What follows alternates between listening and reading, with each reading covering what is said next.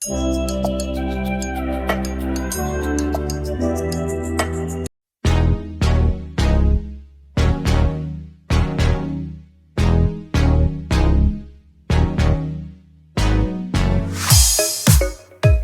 welcome back to the channel. It's another vlog. My name is Emily Kaur and today we are going to learn about the new chapter, new concept and new subject of that is accounts chapter depreciation. That is my favorite chapter. Class 11 में इस chapter में सबसे ज़्यादा पढ़ती थी, लेकिन ये मेरा favorite chapter है.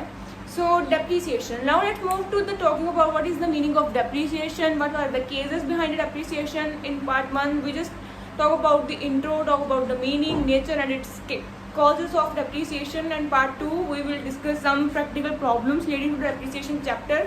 So let's discuss what is depreciation. So basically depreciation क्या होता है,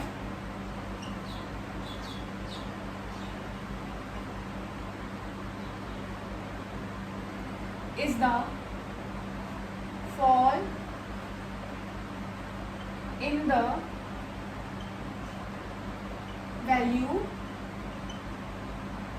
of an asset. अब किसी भी बिजनेस को चलाने के लिए हमें फिक्स्ड एसेट की ज़रूरत होती है, बट जो फिक्स्ड एसेट्स होते हैं ना, उनकी लॉन्ग ड्यूरेशन की वजह से इन पर डेप्रिसिएशन लगता है. तो डेप्रिसिएशन बेसिकली ये होता है कि fall in the value of an asset, की एसेट्स की वैल्यू में गिरावट का आना, हम उसे डेप्रिसिएशन बोलते हैं. और ये डेप्रिसिएशन हर एसेट्स पर लगता ही है, चाहे वो नॉन करंट हो या फिर करंट हो. जैसे फॉर एग्जांपल मेरे पास एक मोबाइल है,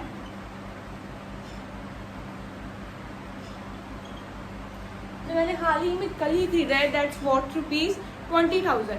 बट क्या हुआ अचानक से उस फ़ोन की वैल्यू 15,000 होगी.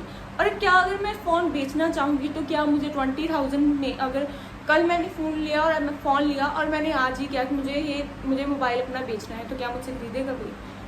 20,000 में मुझसे कोई भी वो मोबाइल नहीं खरीदेगा. हमने कहा कि मार्केट वैल्यू तो इसकी 15,000 है और तुम 20,000 में बेच रही हो, तो मुझसे कोई नहीं खरीदेगा.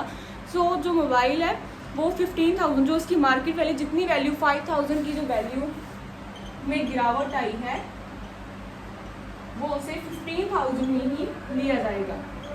So this was our depreciation. So now what are the causes behind the depreciation? Let's move to the discussion of causes. किसके depreciation के क्या कारण हो सकते हैं, किन वजहों से जो depreciation assets की वैल्यू पर लगती है, assets की वैल्यू में गिरावट आती है. So let us discuss. So basically there are some cases behind the depreciation of any kind of asset. So first number है wear and tear. Wear and tear का मतलब होता है डेली यूज़ करना, कि अगर किसी एसेट को बार बार यूज़ करते रहने से उसकी वैल्यू में गिरावट आ सकती है, and that is normal. Daily use, इसका एक ही कीवर्ड है कि जब वेयर एंड टीयर आता है कि बार बार किसी चीज़ को यूज़ करने के कारण भी उसकी वैल्यू में गिरावट आती है, डेप्रिसिएशन आता है. जैसे कि मशीन को एज अ प्रोडक्शन के रोज़ हम यूज़ करते हैं, एज अ बिजनेस में यूज़ किया जाता है. अगर रोज़ डेली बेसिस पर उसका यूज़ होगा तो obviously fall in the value of an asset. So business की जो मशीन है उसकी वैल्यू में गिरावट तो आएगी अगर हम उसे डेली बेसिस पर यूज़ करेंगे. सो नेक्स्ट है एक्सीडेंटल डेप्रिसिएशन. कई बार क्या होता है कि अगर कोई हमारे पास मशीन होती है या फिर अगर हमारे पास कोई एसेट्स पड़े होते हैं, एक्सीडेंट लाइक फायर हो जाना, थ्रेट आ जाना, कोई एक पार्ट चोरी हो जाना, या फिर वो एज अ जल जाना, या फिर किसी बिल्डिंग की जो वॉल्स होती हैं वो लीकेज कर जानी. सो ये एक्सीडेंटली जब एज अ पार्ट डिस्ट्रॉय होने शुरू होते हैं, सो उस पर भी डेप्रिसिएशन लगती है. सो यहाँ पर हमने पॉइंट क्लियर किया है कि एक्सीडेंटल डेप्रिसिएशन कैसे होती है. सो नेक्स्ट पॉइंट है नेचुरल डिके. नेचुरल डिके का मतलब ये होता है कि मशीन में मॉइस्चर आ जाना नेचुरली, जहाँ फिर लीकेज कर देनी है किसी बिल्डिंग्स की वॉल पर. मशीन मॉइस्चर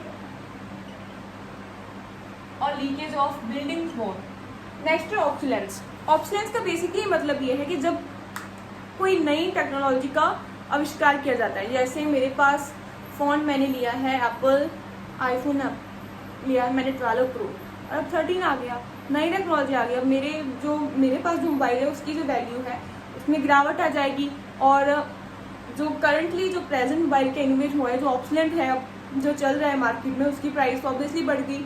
सो कई बार क्या होता है कि न्यू इनोवेशन, न्यू टेक्नोलॉजी की वजह से जो हमारे पास पुरानी चीज़ें होती हैं उसकी वैल्यू खुद ब खुद नीचे गिर जाती है।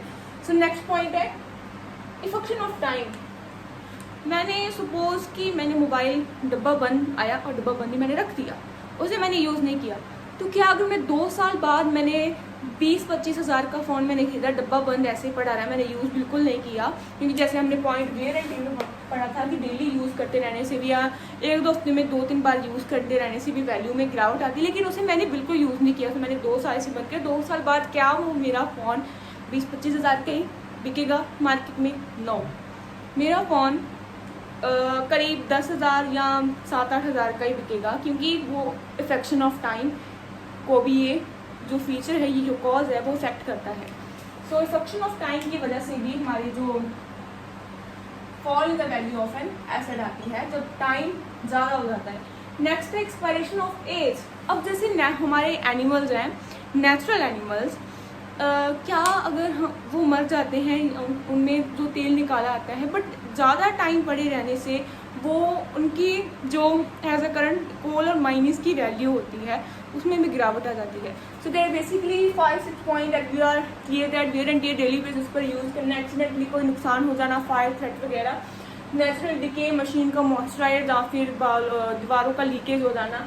सो ऑब्सोलेंस का मतलब होता है न्यू टेक्नोलॉजी आ जानी, कि न्यू टेक्नोलॉजी की वजह से हमारी जो पिछली टेक्नोलॉजी है उसकी वैल्यू में गिरावट आ जाती है। सो फंक्शन ऑफ टाइम, बिना यूज़ किए भी टाइम के रहते भी वैल्यू में गिरावट आती है। और नेक्स्ट एक्सपायरेशन ऑफ एज की वजह से भी fall in the value of an asset. So they are basically very clear about the meaning and causes of depreciation.